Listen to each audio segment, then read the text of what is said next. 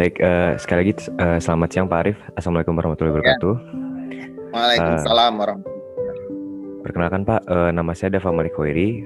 Saya dari kelompok wabarakatuh. KKN 074.08 Pak, kelompok 8. Jadi saya di Ya, penempatannya di Dusun Dayakan, Desa Sumberharjo, Sleman. oke. Nah, gini Pak, jadi kan sebelumnya saya sudah mengirimkan Bapak beberapa daftar pertanyaan gitu Pak untuk terkait dengan COVID ini Pak. Jadi di sini harapannya saya bisa membantu memberikan pemahaman, nggak cuma untuk warga Dusun Dayakan, tapi juga masyarakat yang mengakses video kelompok kami soal mengenai Ya. COVID itu sendiri, terus khususnya bagaimana penanganan apabila apabila ada keluarga atau orang terdekat yang terpapar oleh COVID itu bagaimana, dan mungkin perkembangan vaksin sih Pak, mungkin untuk gambaran garis besarnya. Nah, mungkin langsung aja Pak, untuk mempersingkat waktu, ini saya mulai ajukan dari pertanyaan pertama Pak ya. Menurut Bapak tuh definisi dari COVID-19 sendiri apa sih Pak? Iya, COVID-19 atau diperpanjang itu adalah coronavirus disease 19 atau tahun virus ini diketemukan di Cina atau terutama di provinsi di Wuhan itu tahun 2019. Ini adalah kelanjutan kalau sebelumnya adalah virus SARS ya, flu, sebenarnya virus flu yang beberapa waktu yang lalu itu adalah juga melanda, tapi untuk SARS ini yang COVID 2019 ini adalah penyebarannya atau penularannya itu ada lebih cepat sekali. Karena apa? Karena ditularkan lewat droplet, ya, dia air liur atau orang bersin atau tanpa masker itu nanti memungkinkan atau mengandung risiko yang tinggi untuk bisa tertular. Jadi secara resmi WHO sudah menyebutkan untuk COVID-19 ini adalah sebagai pandemi secara global, dan ini juga sudah menjadi nama resmi, bukan virus Wuhan lagi, flu Wuhan, tapi sudah disebutkan secara resmi menjadi COVID-19. Itu secara definisinya. Oke, baik Pak. Untuk pertanyaan berikutnya, sejauh ini bagaimana perkembangan penanganan COVID di Indonesia? Ya, kalau untuk penanganan COVID-19 di Indonesia sampai saat ini sudah tetap berjalan, dan oleh Kementerian Kesehatan yang dalam hal ini juga sudah secara pengelolaannya atau penanganannya oleh gugus tugas yang sekarang sudah menjadi Satgas ya, satuan tugas untuk penanganan COVID-19 ini. Nah, ini juga diturunkan ke wilayah-wilayah baik di tingkat provinsi, kabupaten, bahkan kalau saat ini nanti di level desa itu juga sudah ada satuan tugasnya yang untuk penanganan COVID-19 ini. Dan akhir-akhir ini memang secara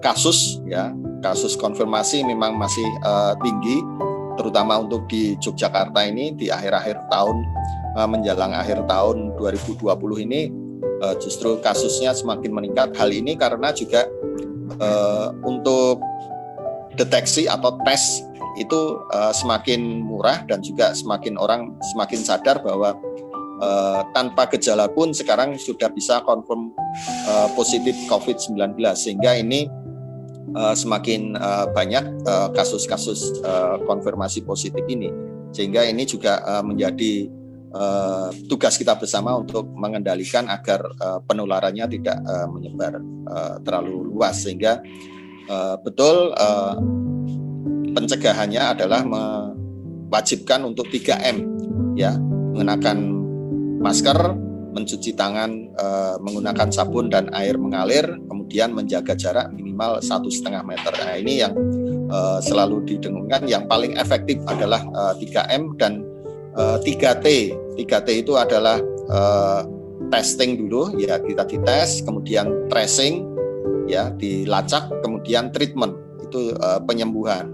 Nah, jadi 3M dan 3T ini secara gencar sekarang sedang dilakukan sehingga penularannya juga atau penyebarannya tidak terlalu besar gitu. Baik Pak, sekarang untuk pertanyaan ketiga, bagaimana seseorang dapat terpapar penyakit COVID-19 dan sekiranya memang terpapar, apa saja gejala yang biasa timbul Pak? Ya, terpaparnya itu memang jelas tidak menggunakan masker ini adalah paling potensi atau risiko yang paling besar karena dengan interaksi ya, satu orang dengan orang yang lain itu tanpa masker ini hampir bisa 95% ini bisa terpapar virus tersebut kalau salah satunya adalah pasien yang sudah confirm positif baik dengan gejala maupun tanpa gejala. Ini tanpa masker. Kemudian jarak.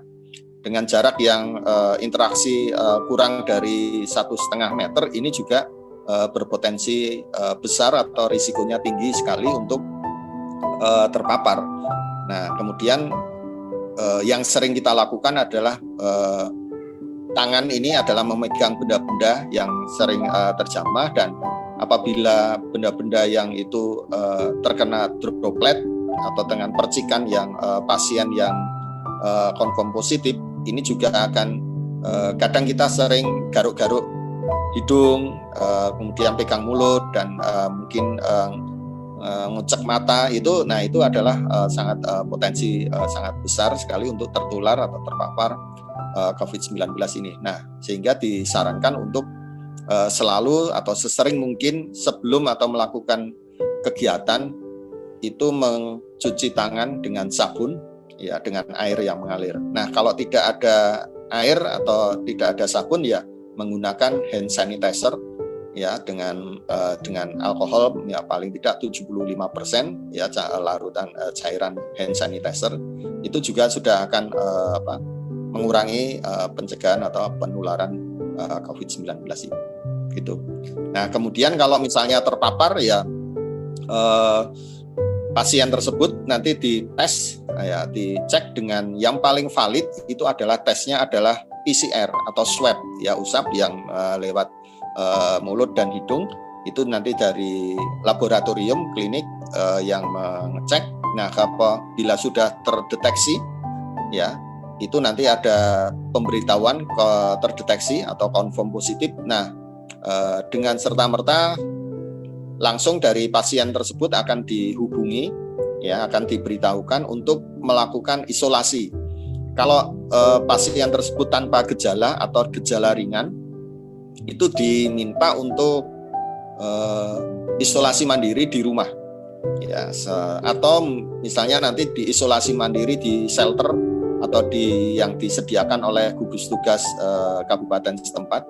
Itu biasanya nanti dari puskesmas akan menghubungi dan akan memantau bagaimana kondisi. Kalau di rumah layak untuk isolasi mandiri di rumah, ya isolasi mandiri di rumah. Tapi kalau tidak, dia akan dikirim atau akan diantar ke shelter isolasi mandiri yang disediakan oleh pemerintah. Nah, itu nanti paling tidak nanti minimal 10 hari untuk di shelter yang di pemerintah. Nah, kalau untuk secara ketentuan dari Kementerian Kesehatan itu adalah minimal 14 hari isolasi mandiri, dan itu walaupun di rumah tetap pakai masker, interaksi dengan keluarga dan tenaga itu dikurangi, betul-betul mencegah atau tidak tertular oleh pasien yang positif. Nah, setelah nanti 14 hari, kalau untuk beberapa wilayah juga akan dilakukan swab kedua bahkan ketiga sampai nanti hasilnya adalah negatif. Tapi kalau yang tanpa gejala biasanya nanti karena kondisi tubuhnya bagus, staminanya bagus, kekebalannya juga bagus, itu nanti akan dengan sendirinya akan sembuh gitu. Pertanyaan selanjutnya, untuk sekarang apakah sudah ada vaksin atau obat untuk COVID-19 ini? Ya, baik. Jadi untuk vaksin itu sekarang memang pemerintah sudah kemarin memesan ya, dan kita juga sudah melihat di berita itu bahwa vaksin sudah hadir, sudah datang, dan sekarang sedang dalam taraf izin dari Kementerian Kesehatan itu diuji secara klinis terlebih dahulu. Kemudian nanti pada saatnya nanti memang kalau sudah dari pemerintah juga sudah menyiapkan sarana prasarana dan kesiapan dari tenaga kesehatan atau medis itu juga sudah siap, itu akan dilakukan vaksin atau untuk obat yang betul-betul untuk bisa menyembuhkan atau mengantisipasi dari penyebaran virus COVID-19 ini. Berikutnya menurut Bapak, kira-kira kapan vaksin akan bisa disebarluaskan ke masyarakat?